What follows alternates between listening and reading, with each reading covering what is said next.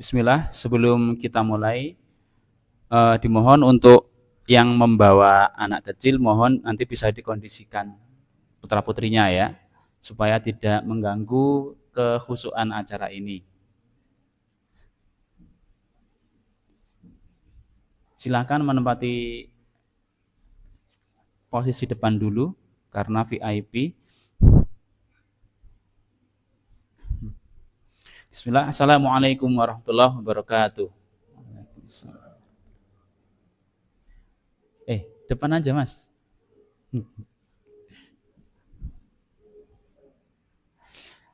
Alhamdulillahirrabbilalamin. Wassalatu wassalam ala nabiyina Muhammadin wa ala alihi wa ashabihi wa man ihtada bihudahu ila yaumiddin wa ba'd. Rabbi israh li sadri wa yassir li amri wahlul 'uqdatam min lisani yafqahu qawli. Kok ada benging-benginya ya? Alhamdulillah hadirin sekalian, kita berjumpa kembali di Karomah Kajian Umum Ar-Rahmah. Pada Jumat kali ini kita alhamdulillah telah sampai di pertemuan ke-60 ya. Luar biasa, ini ke-60. Alhamdulillah juga hari ini saat ini tidak hujan ya. Kalau kemarin-kemarin sore itu dapat dipastikan hujan ya, beberapa hari ini. Alhamdulillah hari ini hari Jumat mubarakah tidak hujan begitu. Jadi kalau yang alasan nggak datang karena hujan, wah nggak berlaku alasannya untuk pada hari ini. Baik hadirin sekalian, bagi yang pertama kali datang, kami ucapkan ahlan wa sahlan wa marhaban, selamat datang di kajian Karomah. Yang ini kajian spesial ya. Ini kalau kajian yang lainnya itu mulai ba'da maghrib, kemudian dilanjut ba'da isya, setelah itu selesai. Tapi kalau di sini nanti setelah isya kita ada mabar, ada makan bersama. Baik, sebelum kita mulai, marilah kita awali kajian kita dengan tilawah seperti biasa. Karena ini edisi ke-60, maka kita ngajinya di halaman 62. Silakan dibuka mushafnya, Qur'annya, surat Ali Imran, juz 4, ayatnya 92.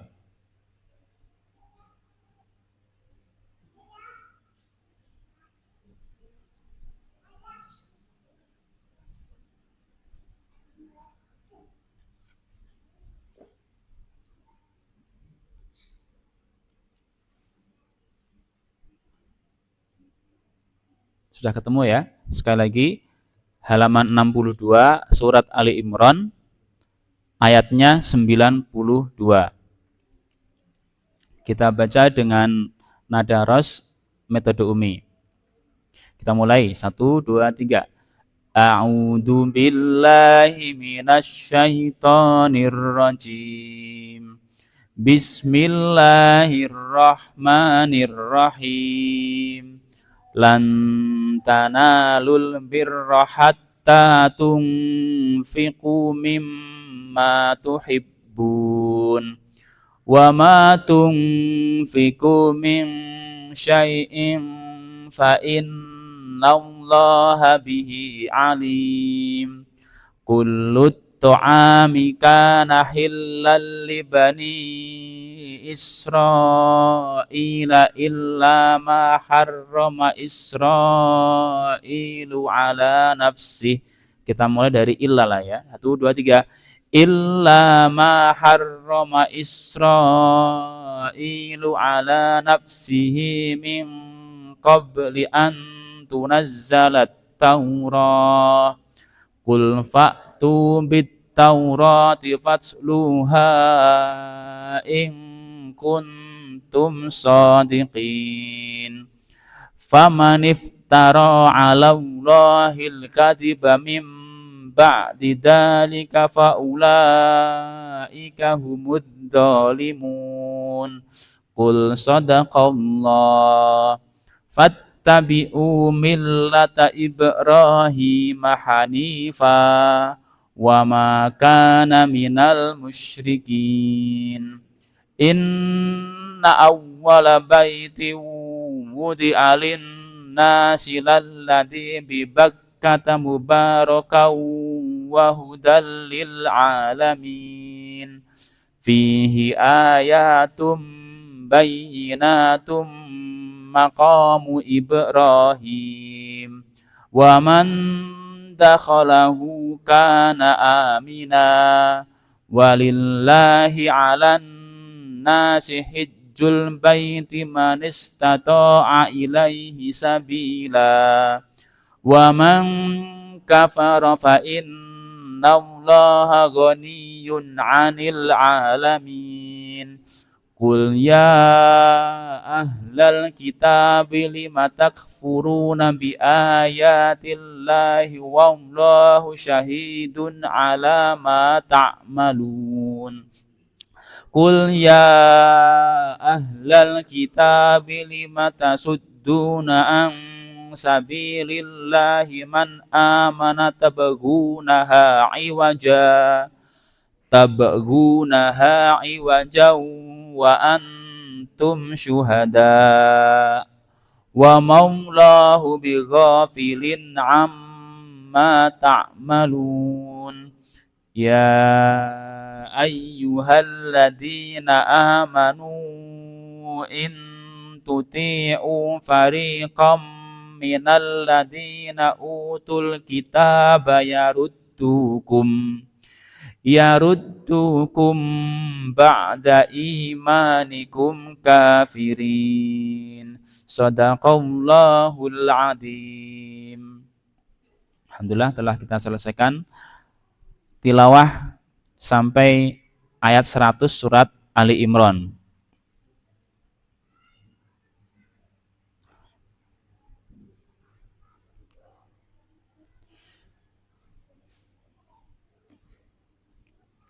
Baik, karena tadi sudah kita buka ya, jadi 4 kali Jumat saya maju terus di sini ya.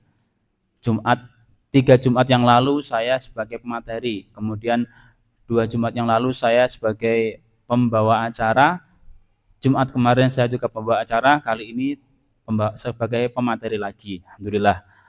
Dan kalau saya pemateri terus akhirnya kata panitia wis ngabehi wae tat, yo nge-MC yo ngisi materi, terus nanti terakhir dengan doa gitu ya. Baik, hadirin sekalian,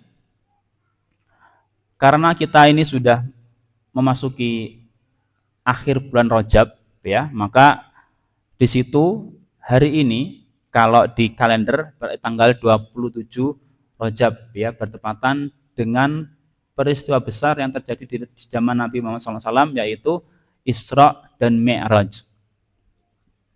Nah, insya Allah dalam kesempatan kali ini kita akan bahas Isra dan Mi'raj ini lebih detail. Tentunya nanti ada hikmah-hikmahnya. Nah, sebagaimana kita ketahui, Isra dan Mi'raj ini terjadi ketika Nabi ini mendapatkan sesuatu yang bikin beliau sedih hingga berkali-kali, sampai 3 kali ya. Ini kalau para ulama menyebutkan di tahun kejadian di tahun 10 kenabian. Jadi kalau beliau diangkat jadi nabi usia 40, maka kurang lebih usia beliau saat itu adalah 50 tahun. Ada di sini yang 50 tahun? Yang lewat ada. Yang pas 50 enggak ada ya. Nah, saat itu pertama beliau kehilangan istri pertama beliau, yaitu Khadijah binti Khuwailid, yang kemudian mendapat gelar Khadijah Al-Kubra, yang sangat istimewa, yang saking istimewanya Khadijah ini kemudian ketika sakit ya, ketika menjelang ajal, beliau ini mendapatkan salam dari siapa? Salamnya lewat perantaraan malaikat Jibril, salamnya dari Allah. Ya, tidak ada orang yang dapat salam kecuali beliau ini. Subhanallah ya. Kita kalau dititipi salam dari orang yang punya kedudukan itu wah gitu ya. Entuk salam saka Pak Bupati. Nah, Bu Bupati ding ya. Kalau Magetan ya, itu seneng ya. Lah ini malah Rabbul Alamin, penguasa alam. Dan Khadijah satu-satunya istri beliau yang kemudian bisa melahirkan putra-putri beliau 6 orang ya, yang sampai besar kemudian beliau punya keturunan dari jalur ini ya. Nah, Khadijah meninggal. Kemudian yang meninggal selanjutnya adalah paman beliau yaitu Abu Thalib yang selama ini selalu menjadi bemper dakwah beliau dari kejahatan orang-orang Quraisy. Pamannya ini berani pasang badan ya. Kalian orang Quraisy kalau mau menyakiti ponakanku hadapi dulu aku. Kira-kira seperti itu. Kemudian pamannya ini meninggal. Kemudian beliau ya, yang ketiga, peristiwa ketiga, beliau mencoba dakwah keluar kota Mekah yaitu di Thaif yang kurang lebih jarak 80 km dari Mekah. Ternyata di sana juga mendapat penolakan yang luar biasa, bahkan beliau dilempari batu bersama Zaid bin Harithah sampai darah-darah. Jadi ujian yang beliau timpa ini sudah bertubi-tubi. Nah, apa kata para ulama? Jadi ketika beliau seperti itu ya, beliau seperti dipupus harapan beliau kepada manusia ya. Beliau nggak boleh berlindung kepada manusia. Sifat basyariahnya ini ya, manusia itu ya seperti itu, nggak bisa diandalkan ya. Paman beliau sebagai bemper dakwah meninggal. Istri beliau sebagai penyokong dana terbesar dakwah Islam meninggal. Beliau mencoba dakwah, gagal juga ke Thaif. Jadi ketika beliau sudah seperti itu, maka kemudian kita mulai masuk ya. Saya akan memulai dengan hadisnya, hadis tentang Isra dan Mi'raj ini. An Malik bin Sa'sa'ah, dari seorang sahabat yang bernama Malik bin Sa'sa'ah radhiyallahu anhu, qala, beliau berkata, qala Rasulullah SAW, Rasulullah SAW bersabda, bainama ana indal baiti, ketika aku, ya kata Nabi Muhammad SAW, sedang berada di dekat Baitullah, dekat Ka'bah, bainan naim wal yaqdon, antara tidur dan sadar. Bahasa kitanya apa, Pak?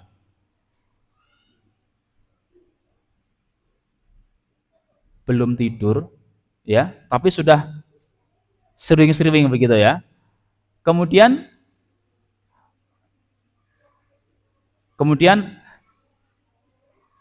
beliau menyebutkan ya, rajula bainar rajulaini, ada dua orang. Fa'ata itu kemudian bi apa ini ya? Tustin min dahab ya. Beliau orang itu membawa bejana dari emas, mulia hikmah wa imanan, yang diisi hikmah dan iman. Kemudian terjadilah apa yang terjadi, yaitu untuk kali kedua Rasulullah SAW dibedah dadanya, ya, dibelah dadanya. Tasyukka min nahar, ya, kemudian dadaku dibelah, ya, ila marafiqil batan, sampai ya dari pangkal leher sampai bagian bawah perut. Kebayang ya, Pak? Jadi ini kondisi beliau masih sadar. Tsumma gusila al-batnu bima zamzam, kemudian perutku dicuci dengan air zam-zam. Tsumma mulia hikmatan wa imanan, kemudian diisi kembali dengan hikmah dan iman. Ini pembersihan diri beliau yang kedua kalinya, ya. Pertama kapan terjadinya? Ketika beliau berusia 5 tahun di kampung Bani Sa'ad, ya, yang kemudian ibu susu beliau ketakutan akhirnya memulangkan beliau ke Makkah. Nah, kemudian beliau melanjutkan kisahnya, beliau SAW, wa ataitu bidabatin abiyat, kemudian didatangkan seekor Dabah itu tunggangan, Pak. Yang berwarna putih, dunal bagol wa fawqal himar. Yang lebih kecil dari bigol. Bigol itu peranaan kuda dan keledai, dan lebih besar daripada keledai. Ini repot kalau kita nggak pernah tahu keledai itu seperti apa ukurannya, ya. Kalau kuda ya seperti itulah, ya. Tapi kalau kuda Arab memang besar, ya. Kemudian beliau menyebutkan namanya Al-Buraq.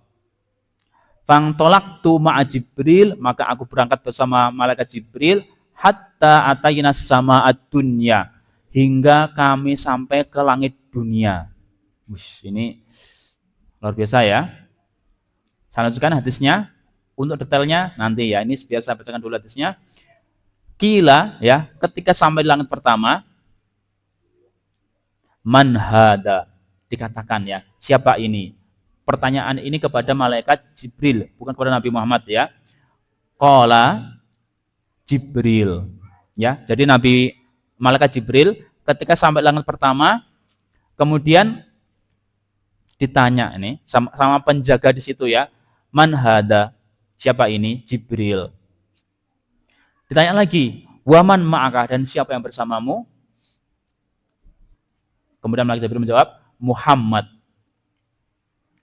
Ditanya lagi, waqad ursila ilai, loh, apakah sudah diutus? Jawabnya, na'am.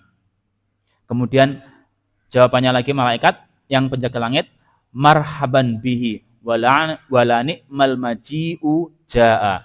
Selamat, ya, datang, dan kedatangan yang sangat baik telah datang. Maksudnya Nabi Muhammad, ya, telah ditunggu-tunggu. Kemudian hadisnya dilanjutkan dengan fa'ataitu ala Adam. Kemudian Nabi Muhammad SAW mendatangi Nabi Adam, fasallamtu alaihi, kemudian aku memberi salam kepadanya, faqala, kemudian Nabi Adam berkata, marhaban bika min ibni wa nabi. Selamat datang wahai anak dan nabi. Jadi dianggap anak karena memang anak keturunan Nabi Adam, ya. Kemudian di langit kedua beliau menjelaskan fa'atainas sama ats-tsaniyah, kemudian kami mendatangi langit kedua, fa'ataitu ala Isa wa Yahya, kemudian aku bertemu dengan Nabi Isa dan Nabi Yahya. Faqala, kemudian mereka berkata, marhaban bika min akhi wa nabi, selamat datang kepada saudara dan nabi. Jadi dianggap saudara. Memang saudara kan, ya. Mantuk-mantuk, dari mana saudaranya coba? Nabi Muhammad dan Nabi Isa. Dari mana coba, Pak? Ayo. Kalau Nabi Muhammad itu adalah keturunan Nabi Ibrahim dari jalur Hajar yang dibawa ke Mekah, ya. Dari keturunan Nabi Ismail. Kemudian nabi-nabi yang lain itu dari keturunan istri Nabi Ibrahim yang pertama, ya, yang kemudian lahir Ishak, dan seterusnya itu jadi bani-bani Nabi Israel. Makanya yang bikin orang-orang Yahudi itu kemudian memusuhi Nabi Muhammad, nggak mau menerima karena mereka menolak. Karena ternyata Nabi Muhammad, Nabi terakhir, diutus bukan dari jalur sini tadi, tapi jalur Hajar, dari Ismail. Kita lanjutkan. Di langit ketiga, fa'ataitu ala Yusuf, beliau ketemu dengan Nabi Yusuf. Fasallamtu alaihi, aku memberi salam kepadanya. Kemudian Nabi Yusuf juga berkata, marhaban bika min akhin wa nabiyyin. Sama, ya. Di langit keempat, beliau bertemu dengan Nabi Idris, ucapannya sama. Nah, langit kelima juga sama. Langit keenam, lah ini, ya. Ada Nabi Musa di langit keenam. Fa'ataitu ala Musa fasallamtu alaihi, ya, aku datang kepada Nabi Musa dan memberi salam. Falamma jawaztu, ketika aku melewati beliau, Nabi Musa, baka, Nabi Musa menangis, Pak. Kemudian Nabi Muhammad bertanya, ma abkaka, apa yang membuatmu nangis? Ya, ya Rabbi hadzal gulam, wahai Rabb, Nabi Musa menyebut Nabi Muhammad itu gulam. Gulam itu anak kecil, Pak. Ya Rabbi hadal gulam alladzi bu'ita ba'di, ya, wahai Rabbku, pemuda yang diutus setelahku ini yadkhulul jannata min ummati afdal mimma yadkhulu min ummati. Umatnya lebih banyak yang masuk jannah daripada umatku.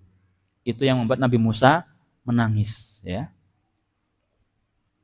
Kemudian di langit ketujuh beliau bertemu, ya, fa'ataitu ala Ibrahim, ya, bertemu dengan Nabi Ibrahim, fasalamtu alaihi faqala marhaban bika min ibni wa bani. Nah, Nabi Ibrahim dan Nabi Adam ucapannya sama, ya, marhaban bika min ibni wa nabi, anak dan nabi, gitu. Nah, kemudian selanjutnya farufi aliyah al-baitul ma'mur, kemudian diperlihatkan kepadaku Baitul Ma'mur. Kemudian yadkhulu kulla yaumin, yang masuk setiap hari ke Baitul Ma'mur itu sab'una alfa malakin, 70.000 malaikat. Kebayang ya, orang 70.000 itu segimana. Kemudian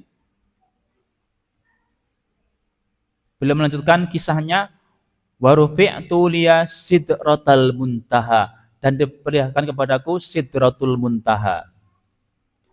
Fi asliha arba'ata anhar, yang di pangkalnya, di bawahnya itu terdapat 4 sungai. Wah. Nah, apa ini? Kemudian belum melanjutkan, wa ammal bati'ani fafil jannah, 2 sungai yang nampak, ya, 2 sungai yang tersembunyi ini berada di surga. Wa ammad dhahiran, dan 2 yang nampak ini Fanil wal Furat, adalah sungai Nil dan sungai Efrat. Nil di Mesir, Efrat di Irak. Kemudian setelah itu thumma furidat alayya khamsuna sholatan, kemudian diwajibkan atas diriku 50 sholat. Faju'ilat khamsan, dan akhirnya dijadikan 5. Ya, ini detailnya nanti. Kemudian setelah itu, ya, fanudia, kemudian diserulah setelah itu, ya, setelah diwajibkan sholat, inni qad amdaitu faridoti, ya, sesungguhnya aku telah menetapkan kewajibanku, wa khafaftu an ibadi, dan aku meringankan kepada bagi hamba-hambaku, wa ajzi al hasanah ashron, dan aku membalas 1 kebaikan dengan 10 pahala. Jadi, Pak, walaupun sholat itu diringankan jadi 5, tapi satunya bernilai 10 pahala. Ya, subhanallah, ya. Jadi seperti itu. Rawahul Bukhari. Nah, ini hadis panjang tentang Isra dan Mi'raj. Kemudian Qur'annya terkait Isra dan Mi'raj, ya, ini jadinya memang kajiannya seperti ini, ya. Detail, ya. Baik. Tadi saya sholat Jumat di Masjid Agung Magetan. Kebetulan imamnya mengisi dengan tema Isra dan Mi'raj. Kemudian beliau ketika sholat, rakaat pertama membaca Al-Isra, rakaat kedua melanjutkan. Ya, jadi bagus sekali, ya, pas sekali dengan temanya. Nah, ayat pokok tentang Isra ini ada di surat Al-Isra ayat pertama. Subhanalladzi asra bi 'abdihi lailan minal masjidil haram ilal masjidil aqsa alladzi barakna haulahu linuriyahu min ayatina innahu wassamiul basir. Sekarang langsung ke tafsirnya. Subhanalladzi, menurut para mufasir itu ahli tafsir, kalau ahli sejarah itu mu'arrikh, kalau ahli fikih itu faqih, gitu, ya. Jadi namanya beda-beda, Pak. Tapi ada juga ulama yang bisa mendapatkan gelar itu semuanya, jago di seluruh bidang begitu. Nah, menurut para ulama tafsir yang mufassirin, subhan ini digunakan untuk peristiwa yang secara akal nampak mustahil, ya, sekaligus menafikan bahwa peristiwa ini terjadi dengan kemampuan manusia. Jadi betul-betul ini adalah kuasanya Allah. Menurut Imam Ibnu Katsir dalam tafsirnya, iftatahal ayat ini dibuka bit tasbih, dengan tasbih mensucikan Allah, tanzihan lillahi azza wa jalla, untuk mensucikan Allah anil ajzi, dari segala keterbatasan. Jadi Allah itu memang luar biasa, ya. Nah, kemudian asra bi abdihi, ini artinya apa ini? Yang memperjalankan hambanya, ya, Isra itu adalah perjalanan malam. Nah, bi abdihi, Allah yang memperjalankan hambanya, menunjukkan Isra ini terjadi dengan jasad dan ruhnya Nabi Muhammad SAW bersamaan, ya, bukan hanya ruh saja, jasadnya berada di Baitullah, di Ka'bah, tapi jasad dan waruhan, dua-duanya ikut. Dan ini bukan mimpi dan bukan sekedar ruh beliau saja. Kemudian kata Imam Al-Qurtubi menanggapi ini, ya, laukana manaman, jika ini adalah mimpi, lama kana fihi ayah, maka tidak ada keajaiban di dalamnya, ya. Jadi ini benar-benar terjadi secara jasad dan ruh beliau yang diisrakan. Kemudian lailan, nah, pada suatu malam, menurut ulama balaghah, lailan ini hanya sebagian malam dan bukan semalam penuh, ya. Kemudian menurut Syekh Az-Zamakhsyari dalam kitab Kasyafnya, penegasan bahwa peristiwa besar ini terjadi dalam waktu yang sangat singkat. Dalam hadis lain disebutkan bahwa kecepatan buruk ini, karena saat itu memang tidak ada ukuran, Pak. Tidak ada ukuran kilometer, gitu, nggak ada, ya. Ukurannya hanya waktu. Nah, Rasulullah menggambarkan bahwa kecepatan buruk ini sekali langkah itu sejauh mata memandang. Jangan pernah ngukur kalau berdiri di tempat yang datar, pandangan kita sejauh mana, Pak? Tentunya kita meyakini kalau bumi itu adalah bulat, ya. Bukan flat earth, ya. Bumi adalah bulat. Kalau menurut penelitian, mata orang mandang itu kalau lurus, ya, itu sejauh 5 km kurang lebihnya, sebelum akhirnya bumi itu melengkung, ya, 5 km. Nah, saat itu Rasulullah SAW nggak punya ukuran, dan orang Arab kalau mengatakan itu, ya, karena saking cepatnya.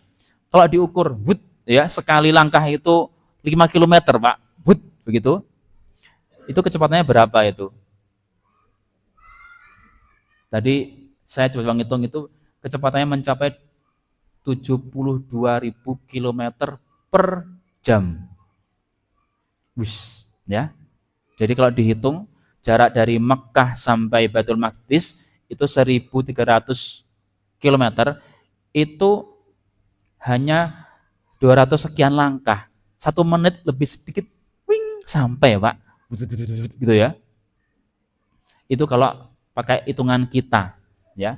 Tapi para ulama mengatakan itu sudah di luar akal kita, ya. Itu mukjizat, dan disitulah dimana akal kita nggak nyampe, situlah iman yang berbicara. Sementing imani saja, gitu, ya.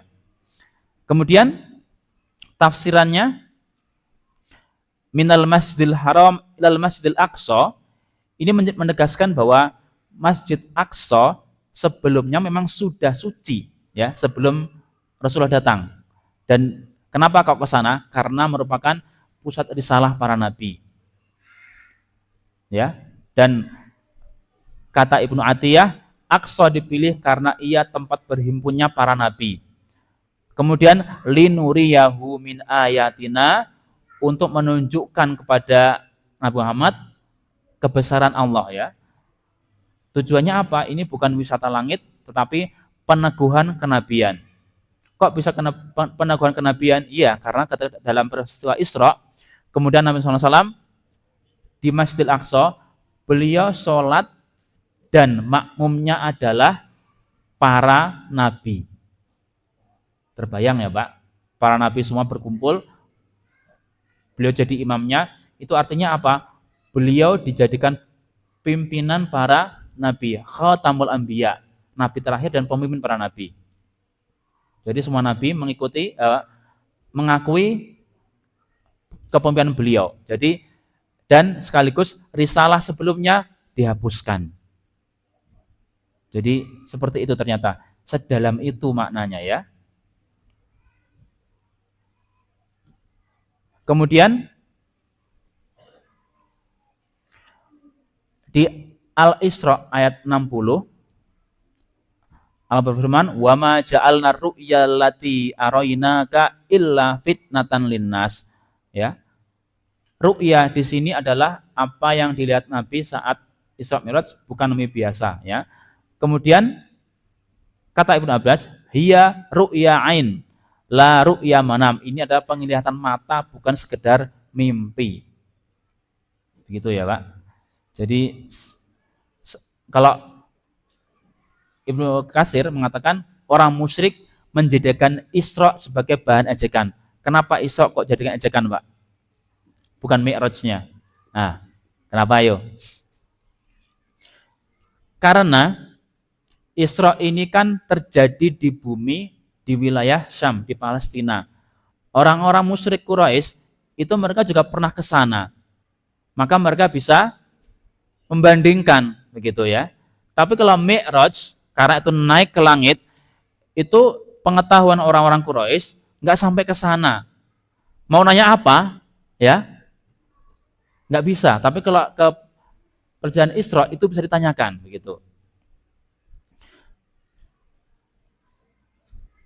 Kemudian beliau menyebutkan ya, Syekh Al-Buti, surat Al-Isra ya. Isra ini adalah pengangkatan beliau, kenabian beliau, peneguhan beliau. Kemudian setelah itu kan langsung Allah menyebutkan tentang kisah Bani Israel. Ini merupakan peringatan begitu ya. Nah, ada hubungannya dengan surat An-Najm ya. Jadi surat An-Najm itu menjelaskan tentang peristiwa Mi'raj yang terjadi di langit, sementara Al-Isra perjalanan yang di bumi ya. Kalau Isra itu horizontal, maka An-Najm itu menjelaskan tentang Mi'raj yang vertikal. Kebayang ya Pak ya? Nah, selanjutnya ini terlalu berat enggak ya? Nah, yang sudah ngantuk enggak apa-apa ya. Kalau kata Gus Baha, wis to, pokoknya sampean tekan ngaji wis apik ya. Ya. Pahalane soleh ya. Kemudian kita sampai pada yang kedua. Nah,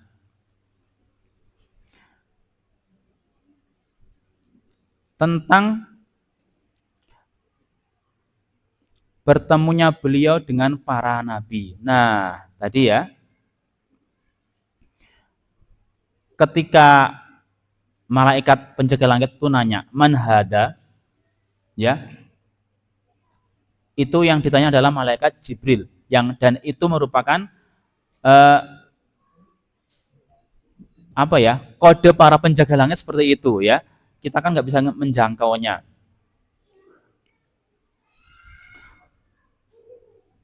Nah, kalau ada yang nanya, kok Rasulullah SAW sudah bertemu dengan para nabi untuk mengimami sholat ketika di Al-Aqsa. Kemudian ketika naik ke langit, itu kok masih ditanya, ini siapa? Ada yang pernah mikir ke situ enggak? Kan sudah ketemu di Al-Aqsa dan ngimami sholat, tapi pas di langit kok masih nanya? Baik, para ulama menjelaskan ya, Ada 4 pendekatan. Yang pertama, pertemuan di Al-Aqsa dan langit adalah 2 pertemuan yang berbeda hakikatnya. Yang Masjidil Aqsa ini pertemuan yang bersifat kolektif atau jama'i, bareng-bareng. Ya. Kemudian sholat, dan di situ ada penetapan imamah Nabi Muhammad atas seluruh para nabi. Dan tidak terjadi dialog personal satu persatu kenalan. Jenengan sinten, kulo Adam. Enggak ada seperti itu, ya. Karena banyak nabinya. Jadi enggak terjadi perkenalan itu, ya. Kemudian Ibnu Hajar Al-Asqalani mengatakan dalam Fathul Bari, la yalzimu minal ijtima' al-mutlaq al-ma'rifah asy-syakhsiyah. Tidak mesti sebuah pertemuan besar itu terjadi perkenalan personal.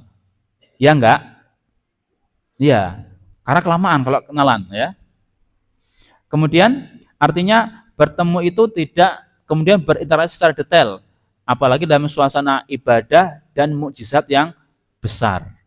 Jadi nggak sampai seperti itu. Kemudian di Mi'raj, nah ini sifatnya khusus dan personal, maka terjadi dialog, ada salam, ada ucapan selamat dan sebagainya, ya. Jadi Rasulullah sebenarnya sudah tahu kalau itu para nabi, tapi nggak tahu detailnya. Ini siapa, ini siapa. Perkenalannya tadi ya, ketika di Mi'raj di langit-langit tadi. Kemudian pendekatan kedua, ya. Imam Nawawi mengatakan, ya, walaisa fil ahadithi ta'yinu zamani ta'aruf, ya. Tidak dijelaskan dalam hadis itu kapan terjadi perkenalan itu, ya. Ya, dan tidak ada dalil bahwa Nabi SAW mengenal mereka di Al-Aqsa. Nah, kemudian yang ketiga, ya, pendekatan ketiga tadi, pertanyaan man hada oleh para nabi di langit tadi ditujukan bukan kepada Nabi Muhammad SAW tapi kepada malaikat Jibril, ya. Ada yang mengatakan itu adalah prosedur kosmik. Kosmik itu apa ya, Pak? Kalau tahu dunia astronomi tahu ya kosmik itu seperti apa, ya. Kosmos. Jadi ada, kalau dulu ada video mikrokosmos, dalam tubuh kita ada sel yang kecil, paling kecil ada atom, ada itu, ya. Kemudian di zoom out sampai ke langit, ya, itu jadi makrokosmos. Nah, itu prosedur kosmik, ya. Ketika melewati antar langit tadi ada kodenya, man hada, gitu, ya. Kemudian Ibnu Hajar mengatakan tentang ini tadi, as-su'al lit tasyrif wa idharul manzilah la lil jahl, ya. Pertanyaan tadi itu man hada untuk pemuliaan dan penampakan kedudukan, bukan karena malaikat di langit itu enggak tahu, ya. Jadi untuk menjelaskan lagi, begitu, ya. Pendekatan keempat. Nah, para ulama mengatakan bisa jadi para nabi hadir di Al-Aqsa itu dalam bentuk ruhnya saja. Dan di langit bertemu di atas itu makomnya sudah berbeda-beda, ya. Nabi Adam dan seterusnya itu.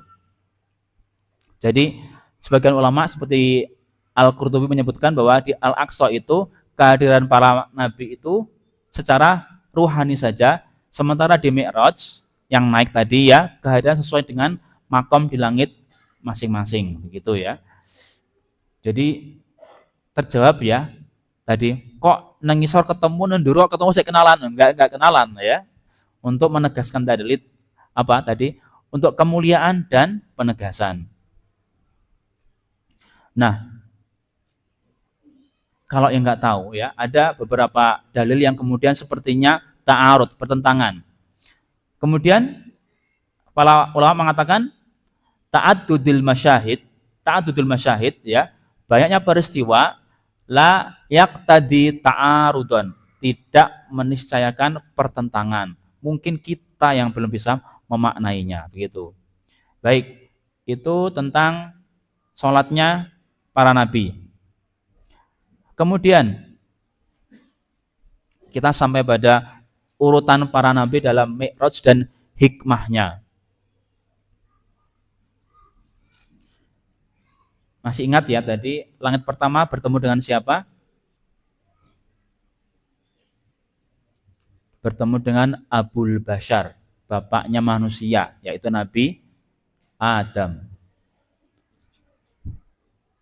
Nanti ada yang tanya ya, anak-anak itu, Ustadz, Nabi Adam manusia pertama, lo katanya dulu manusia berevolusi. Ayo, bagaimana cara mendudukkan seperti itu? Nabi Adam diutus ke dunia sudah sempurna seperti kita ini, ya. Sementara manusia purba itu adalah jenis yang lain lagi, begitu ya. Jadi beda. Baik, sekarang urutan tadi ya, langit pertama. Beliau sallallahu alaihi wasallam bertemu dengan Nabi Adam di langit pertama. Kenapa? Hikmahnya adalah Adam adalah asal usul manusia dan Nabi sallallahu alaihi wasallam adalah penutup para nabi manusia. Jadi awal perjalanan beliau dimulai dari akar kemanusiaan ini ya. Nah, Ibnu Hajar berkata, kenapa kok Nabi Adam?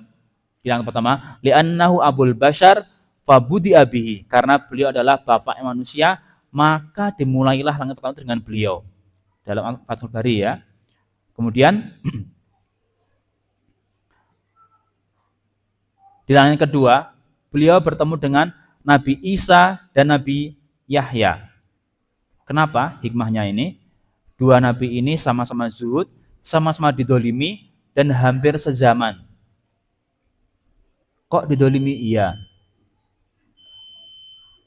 Nabi Isa mau disalib itu ya, kemudian beliau diangkat ke langit, dan Nabi Yahya ketika beliau bersembunyi, kemudian di hutan, bersembunyi dalam pohon yang besar, kemudian ada yang ngasih tahu Nabi Yahya sembunyi di situ, akhirnya beliau digergaji pohonnya dan beliau ikut tergergaji, begitu. Kita break dulu untuk adzan. Siapa yang adzan?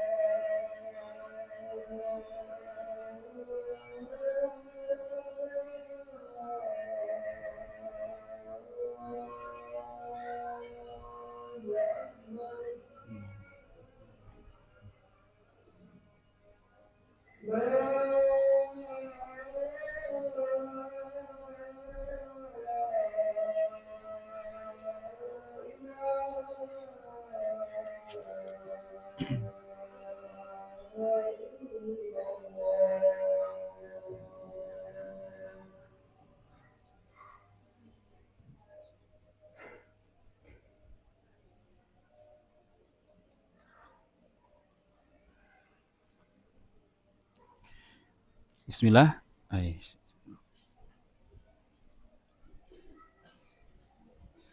Kita lanjutkan kembali. Bismillah. Tadi kita sampai di langit kedua ya. Nabi SAW bertemu dengan Nabi Isa dan Nabi Yahya.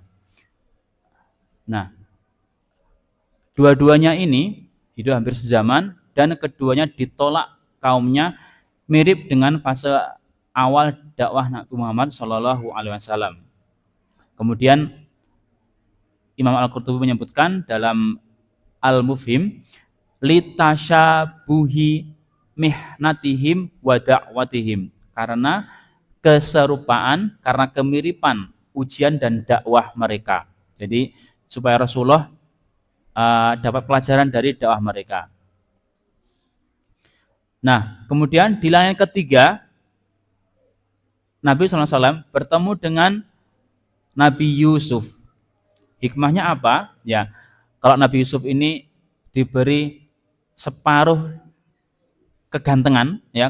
Kalau Nabi Muhammad dikasih semuanya, ya. Nah, kenapa Nabi Yusuf ini? Nah, beliau juga mengalami dikhianati oleh saudara-saudaranya. Saudara beda ibu, ya. Di penjara, kemudian di akhir hayatnya beliau dimuliakan. Dan kenapa kok dalam surat Yusuf itu disebutkan ahsanal qasas? Nah nunaqussu 'alaika ahsanal qasas. Kenapa?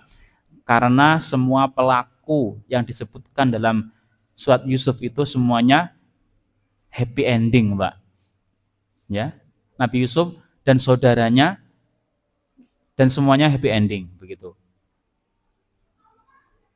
Bisa minta dicas ini laptopnya. Kabelnya ada.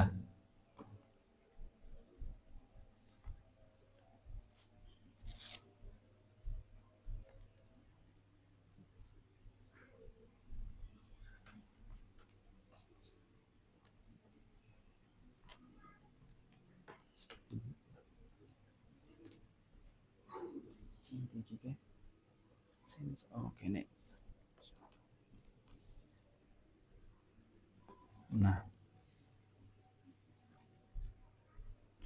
Nah, ini juga sesuai dengan Nabi Muhammad SAW, ya. Beliau awalnya didolimi, kemudian dimuliakan. Nah, kemudian Ibnu Katsir berkata tentang Nabi Yusuf ini, ya, wa fi dzikri Yusuf, dalam penyebutan Nabi Yusuf ini, tasliyatun lin Nabi, ada hiburan untuk Nabi Muhammad Shallallahu Alaihi Wasallam. Kemudian selanjutnya di langit keempat beliau bertemu dengan Nabi Idris. Tentang Nabi Idris, Allah berfirman dalam surat Maryam ayat 67, wa rafa'nahu makanan 'aliyya. Ya. Dan kami telah mengangkat Nabi Idris ke tempat yang tinggi. Ya, di langit keempat tadi, ya. Kenapa? Kata Imam Nawawi, limunasabati raf'ihi bimaqamis sama ar-rabi'ah. Karena kesesuaian antara pengangkatannya dan makom langit keempat. Di langit kelima, Nabi SAW bertemu dengan Nabi Harun. Kenapa Nabi Harun? Karena Nabi Harun itu Nabi yang lembut, dicintai kaumnya, dan pendamping Nabi Musa. Sebagaimana yang disifati Nabi Musa, bahwa ketika Nabi Musa diutus ke Fir'aun, yang mana Fir'aun ini dulu adalah teman main ketika Nabi Musa kecil. Pernah kebayang, Pak? Teman main ketika kecil, pas gede ternyata jadi musuh dakwah. Bapak angkatnya Fir'aun sudah meninggal. Kemudian yang jadi Fir'aun seterusnya adalah kakaknya, kakak angkatnya. Kemudian pas sudah besar suruh dakwahi itu. Nah, maka Nabi Musa kemudian minta pada Allah, ya, setelah Rabbi shrah li sadri wa yassir li amri wahlul 'uqdatam min lisani, ya qauli, beliau minta waj'alli waziran min ahli, dan jadikanlah aku, kalau wazir hari ini diartikan dengan menteri, Haruna akhi, ya. Beliau menunjuk kakaknya yang bernama Harun. Kenapa Harun itu? Afsahu minni lisanan, lebih lancar ngomongnya. Nah, jadi keistimewaan Nabi Harun di situ, ya. Kemudian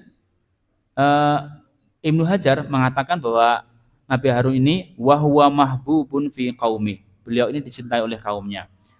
Di langit ke-6. Nah, ini yang posisi penting, ya. Nabi SAW bertemu dengan Nabi Musa. Hikmahnya apa? Ini Nabi dengan syarat yang besar dan paling berat ujiannya dan paling berpengalaman mengurus umat yang ngeyelan. Ya Pak ya. Nah, Bani Israil itu paling ngeyelan. Maka Nabi Musa nanti yang paling aktif berdialog dengan Nabi Muhammad dan beliau juga yang menasihati soal sholat. Kemudian Al-Qadhi Iyad berkata, likathroti mihnatihi ma'a ummati. Kenapa Nabi Musa di langit ke-6? Karena banyaknya pengalaman ujian bersama umatnya. Yang kemudian Nabi Musa nangis, ya. Kenapa? Karena umatnya Nabi Muhammad lebih banyak yang masuk surga daripada umat beliau. Nah, di langit ke-7, langit paling atas, Pak, beliau bertemu dengan Abul Anbiya, Nabi Ibrahim, ya. Hikmahnya beliau adalah orang yang meninggikan Ka'bah dan Nabi Ibrahim bersandar di Baitul Ma'mur. Wah. Baitul Ma'mur ini apa? Nanti setelah ini. Kemudian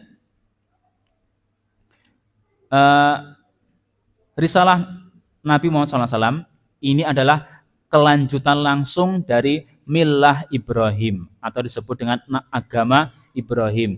Yang dulu pernah saya sampaikan bahwa sebelum Nabi SAW diutus, ada seorang tokoh di Mekah yang kebingungan mencari agama yang benar. Siapa Pak namanya? Masih ingat? Ustaz Heru masih ingat? Bapaknya, beliau ini adalah bapaknya Al-Asrah Al-Mubasysyaruna bil Jannah yang ke-10. Namanya adalah Zaid bin Amr. Zaid bin Amr ini dulu kan beliau mencari agama yang benar ke Nasrani. Ternyata ke Yahudi dulu, ya. Ternyata begini, ketika sudah yakin, tapi begini, akhirnya enggak, pindah ke Nasrani. Ke Nasrani begini sudah yakin, tapi enggak benar. Ada enggak yang seperti ini lagi? Ada sebenarnya. Ada agama yang lebih lurus. Agama apa itu? Agama Ibrahimiyah. Kata orang Nasrani, kata ulama Nasrani. Terus kalau aku mau belajar Ibrahimiyah, kemana belajarnya? Saya sudah enggak ada yang tahu jejaknya kemana itu Ibrahimiyah. Akhirnya beliau Zaid bin Amr ini menyatakan bahwa agamaku adalah Ibrahimiyah, walaupun enggak tahu syariatnya sama sekali, Pak. Ya, enggak tahu syariatnya sama sekali karena sudah enggak bisa diakses itu. Akhirnya beliau meninggal sebelum ada kenabian baru, ya. Akhirnya Nabi Muhammad SAW pernah diperlihatkan kepada beliau bahwa Zaid bin Amr ini sudah punya kapling tenda besar di surga. Gara-gara perkataan beliau, agamaku adalah Ibrahimiyah. Begitu, Pak. Tapi kalau sekarang ya enggak, ya. Sekarang sudah ada petunjuk beliau. Ini jangan mengatakan aku Ibrahimiyah tapi enggak tahu. Nah, sudah batal seperti itu, ya. Nah, risalah Nabi Muhammad adalah kelanjutan langsung dari Millah Ibrahimiyah. Kenapa? Ibnu Katsir menegaskan li'annahu sahibul bait wal millah, karena beliau adalah pemilik Ka'bah dan millah, begitu ya. Nah, dari ke-7 langit tadi dengan 8 orang nabi, ya, itu semua dikumpulkan, ya, dan ditampakkan kepada Nabi Muhammad dan semua disempurnakan kepada beliau. Jadi nampak sekali dakwah dari Nabi pertama sampai beliau dinampakkan semua. Kemudian dalam Fathul Bari disebutkan faka'annama uridat lahu masiratan nubuwah kamilah. Seakan-akan dinampakkan kepada beliau seluruh perjalanan kenabian komplit dalam satu Mi'raj itu. Nah, sekarang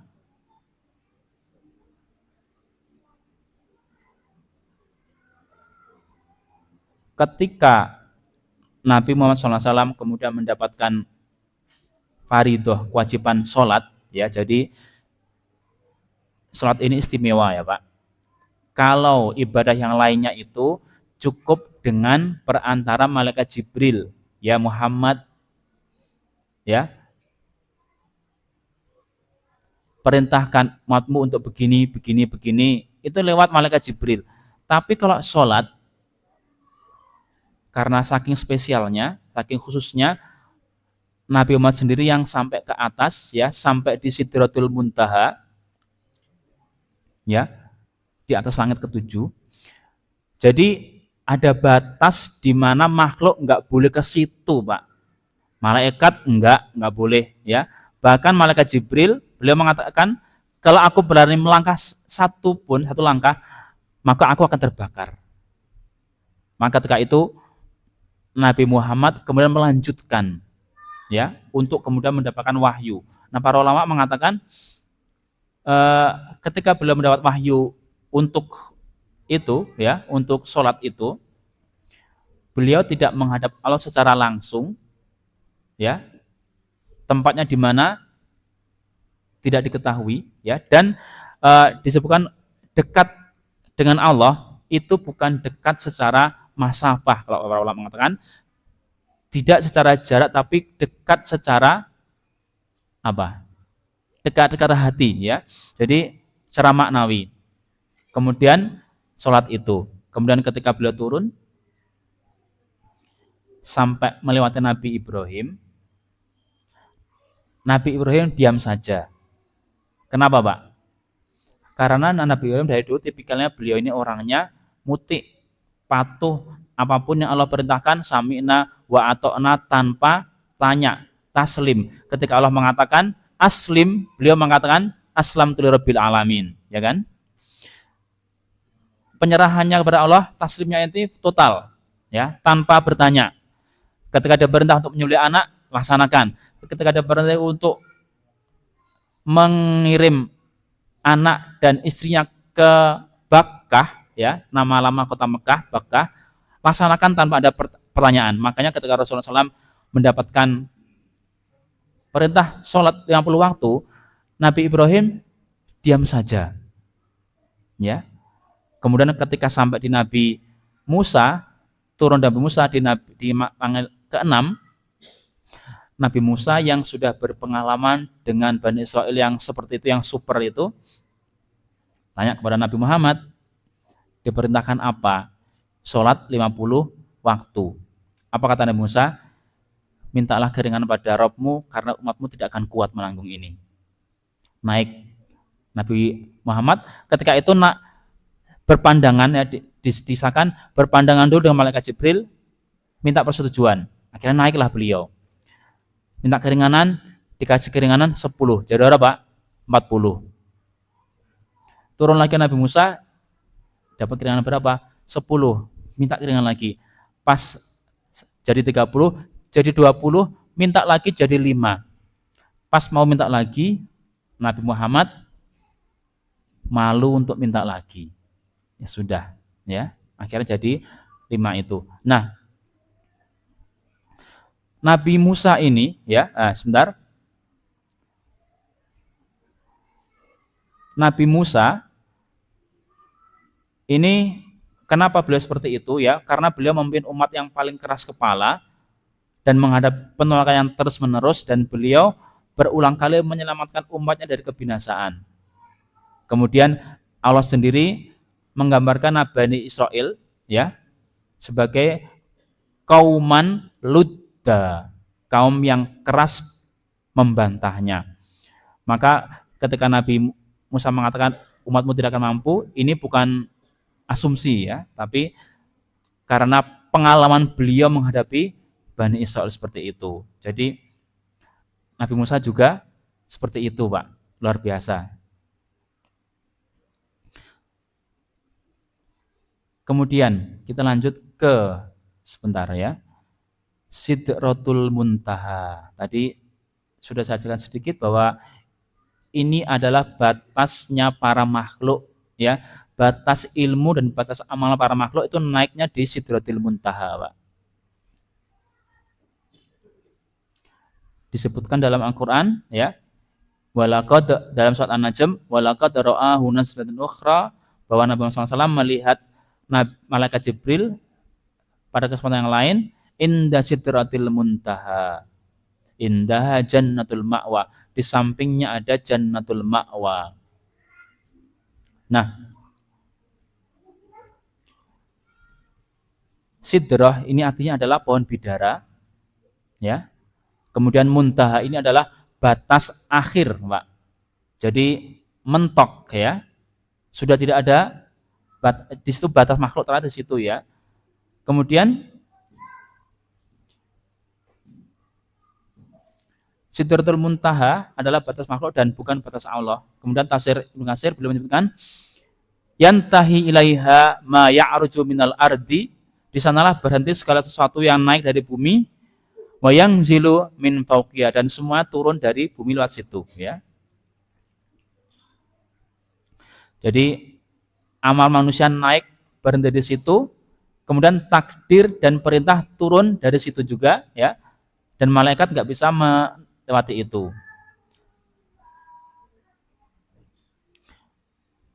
Nah, kemudian Rasulullah SAW menggambarkan tentang Sidratul Muntaha ini, tsumma rufi'tu liya Sidratul Muntaha, kemudian ditampakkan padaku Sidratul Muntaha, faida nabquha ya, ka'annahu kilalu hajar ya.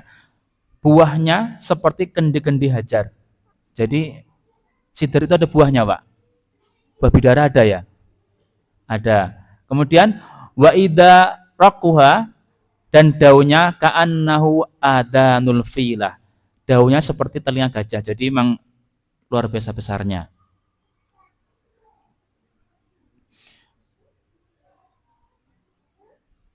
Jadi kemudian itu ya, ketika malaikat Jibril mengantar Rasulullah hanya sampai ke Sidratul Muntaha, kemudian Nabi Muhammad melanjutkan perjalanan, dan ini ya kata para ulama Ahlussunnah wa fihi dalilun, itu ada dalil ala tafdilin nabi ala jami'il khalaq, bahwa Nabi Muhammad SAW itu lebih mulia di atas semua makhluk ya.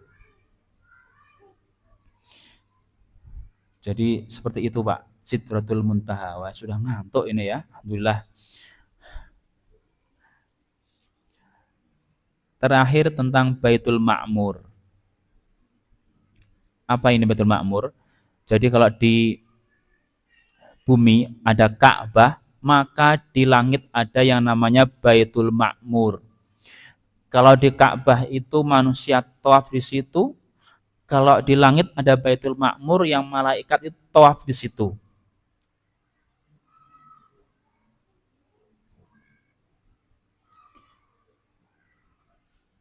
Ya, dalam hadisnya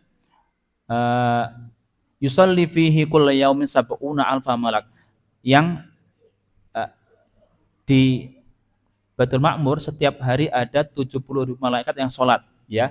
Idza kharaju lam ya'udu ilaihi akhira ma alaihim ya. Ketika mereka sudah keluar dari situ, mereka tidak kembali lagi. Artinya gantian terus ya malaikat yang ke situ.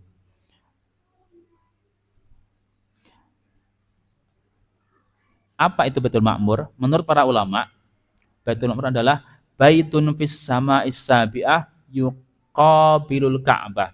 Sebuah rumah ibadah di langit ketujuh yang sejajar dengan Ka'bah. Jangan dibayangkan ya, bumi kan berputar terus. Kalau sejajar dengan Ka'bah terus gimana? Ya, jangan dibayangkan ke situ. Kita nggak sampai ilmunya.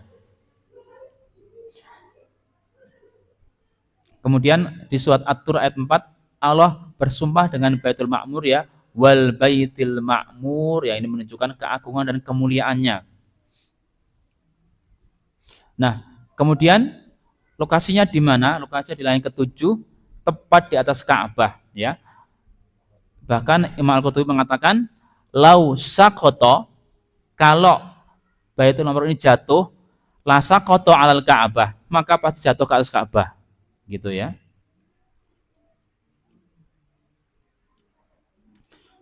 Kemudian mengapa Nabi SAW melihat Baitul Ma'mur? Menurut para ulama, yang pertama itu menunjukkan keluasan ibadahnya para malaikat. Kemudian menegaskan posisi Nabi SAW berada di puncak kosmos. Jadi semuanya memuliakan beliau. Kemudian yang ketiga, menghubungkan sholat di bumi dengan sholat di langit. Wah, luar biasa, Pak.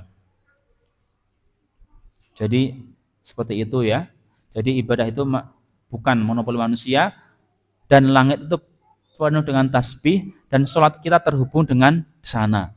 Dan Ka'bah adalah pusat ibadah universal. Kemudian panjang banget ini ya, 1943.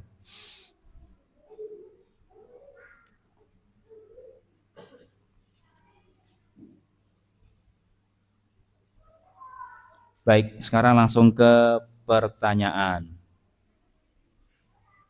Nggak usah nanya ya, tapi saya nanya aja ya. Takutnya kalau jenengan nanya saya nggak bisa jawab nanti.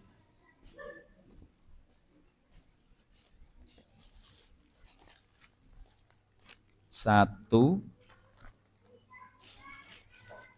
dua,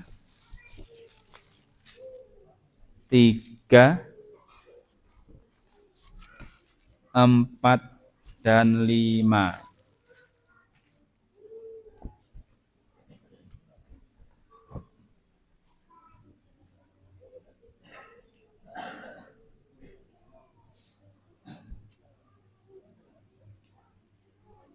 Baik, pertanyaan pertama untuk yang putra.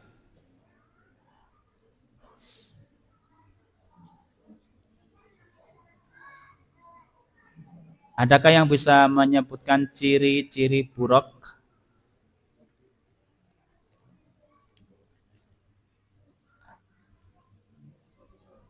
Hampir seperti keledai. Kurang tepat. Kedua yang disebut tapi kurang tepat. Ya, terus? Ya, silakan. Lebih kecil dari bagol ya. Silakan. Karena ini yang pertama, silakan milih aja lah ya.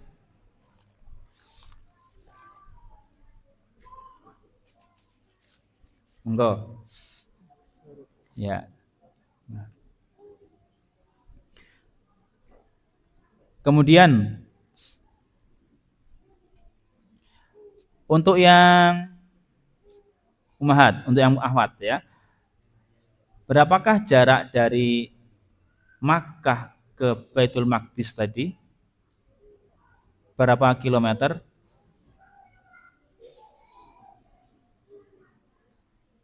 Nggak ada yang nyatat.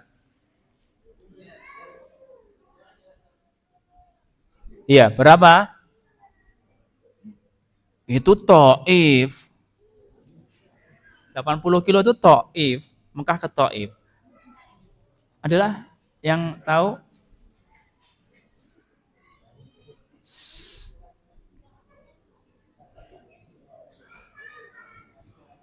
Berapa? Berapa sudah?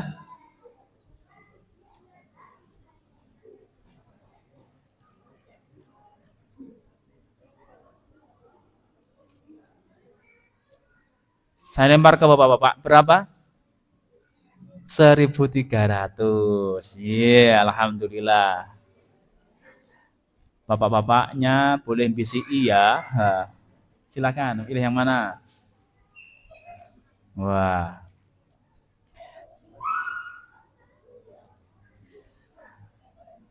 Kemudian di langit kedua, untuk yang putra, bertemu dengan siapa tadi?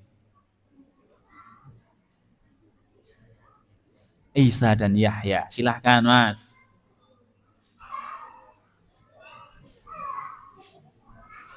Ya.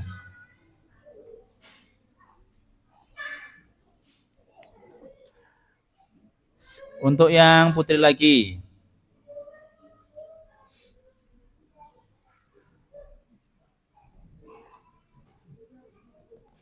Apa ya? Kapankah terjadi peristiwa ini? Di tahun keberapa dari kenabian? Tadi di awal banget tadi. 10. Silakan Ustazah. Ini juga pelanggan ini ya. Monggo. Mbak minta tolong, Mbak.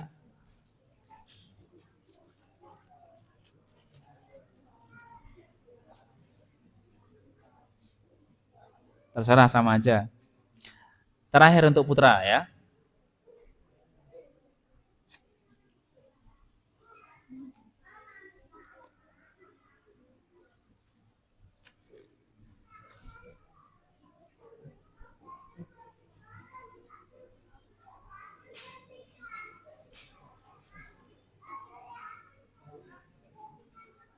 Di manakah?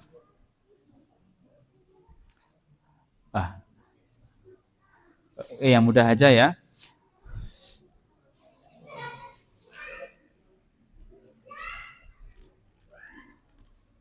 Di manakah letak malaikat Nabi Idris di langit tadi? Di langit keberapa?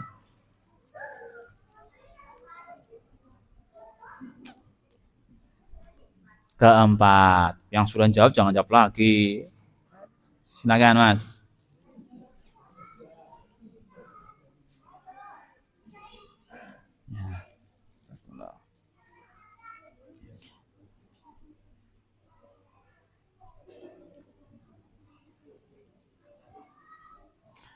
Nah, terakhir ya, hadirin sekalian, kenapa Allah kemudian memperjalankan beliau sallallahu alaihi wasallam dalam Isra dan Mi'raj? Ini menunjukkan, oh iya, tadi yang belum sempat tersampaikan yaitu beliau melihat manusia yang sudah disiksa di neraka, ya, para pezina, kemudian pemakan harta anak yatim dan pemakan riba, ya, itu. Kemudian beliau juga diperlihatkan Al-Kautsar ketika nanya pada malaikat Jibril, ini apa malaikat Jibril? Hadal kautsar alladzi a'taka, ya. Ini adalah kautsar yang telah diberikan kepada engkau, yang utika, yang telah diberikan kepada Nabi Muhammad SAW, ya. Baik, demikian yang bisa saya sampaikan. Sebentar, biasanya ada. Semoga yang sedikit ini bermanfaat ya, menambah pengetahuan kita tentang Isra dan Mi'raj. Nah, ini kami sampaikan bahwa infak karomah malam hari ini sebesar Rp425.000. Jazakumullah khairan ya, semoga menjadi jariah antum semuanya. Amin. Kemudian untuk pekan depan berarti masuk awal bulan Sya'ban ya. Nanti Sya'ban penuh, kemudian Ramadan hanya 2 atau 3 kali, setelah itu 2 kali ya. Setelah itu libur dan ketemu lagi di bulan Syawal. Baik. Hadirin sekalian, alhamdulillah telah berakhir. Oh iya, sebelumnya kita doa dulu ya. Biasanya kalau saya jadi MC, yang doa adalah saya.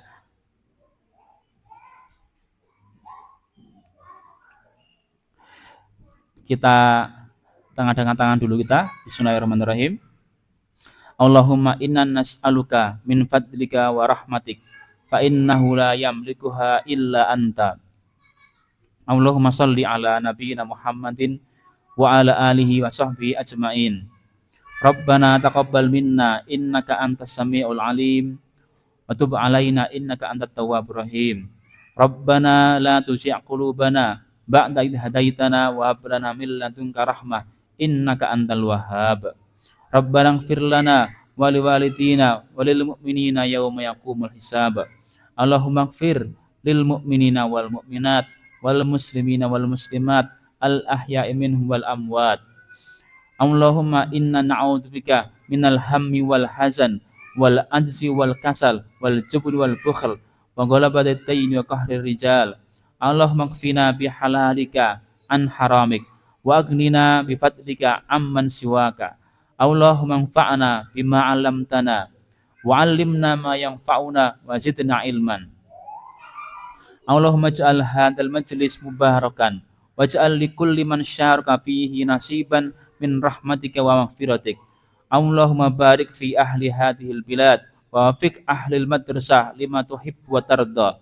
Allahumma jazil qa'imin ala hadzal baramij khairal jaza warfa' dzikrahum fid dunya wal akhirah. Allahumma jazil mutabarri'ina wad da'imina wal muhsinin waj'al sadaqatihim nuran lahum fi quburihim wa sababan ridwanika wa jannatik. Allahumma kun li ikhwaninal mujahidina fi Filistin. Allahumma thabbit aqdamahum wa saddid ramyahum washfi jarhahum warham suhada'ahum. Allahumma ansurhum nasran aziza waqfihim syarra a'daihim wa fukka asrahum wa farris karbahum. Allahumma ja'alna mimman yastami'una al-qawla fayattabi'una ahsanah. Rabbana taqabbal du'aana wa barik lana fil waqti wal ilmi wa li ahli wad dzurriyyah. Wa sallallahu ala nabiyyina Muhammadin wa ala alihi washabbihi wasallim walhamdulillahi rabbil alamin. Hadirin sekalian, demikian kajian kita Karomah pada kesempatan ke-62 ini. Semoga bermanfaat dan jangan lupa hadiri Karomah ke-61 pekan depan. Semoga bermanfaat. Wassalamualaikum subhanakallahumma bihamdika asyhadu an la ilaha illa anta astaghfiruka wa atubu ilaik. Wassalamualaikum warahmatullahi wabarakatuh. Jangan lupa setelah Isya nanti kita ada makan malam bersama.